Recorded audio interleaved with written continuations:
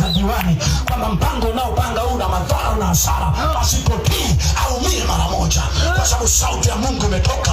Ukipita mtaani ukiwakataza msiue, akiua kesho anageuka kipofu, watoto wake wanakufa, wanapigwa na radi, anaanza kufika mahali kujua kweli. Sasa hapa mambo yameanza kuchangamka, sasa hapa mambo yameanza kunoga.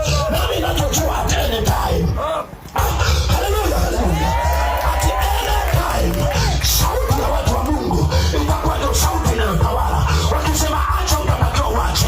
La, hautaacha, utaumia wewe na kizazi chako, utaumia wewe na nyumba yako, utaumia wewe na taifa lako, kwa sababu ninachojua Mungu upo wakati hunyamaza, upo wakati umwacha kila mtu alifanyia analotaka. Biblia inasema zamani za ujinga Mungu alifanya kama haoni, lakini sasa nawaambia watu tubuni, tubuni, kwa sababu mambo yanaweza kubadilika at any time. Mambo yanaweza kubadilika dakika yoyote, mambo yanaweza kubadilika saa yoyote.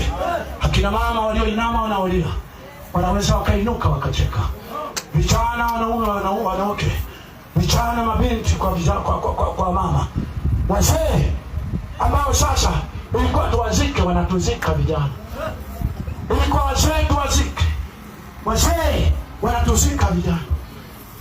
Iko siku moja wazee hao, iko siku moja wazee walioanza miaka 60 kwenda juu, iko siku moja Mungu anaweza akawafariji kwenye taifa hili. Mungu anaweza akawafariji kwenye taifa hili.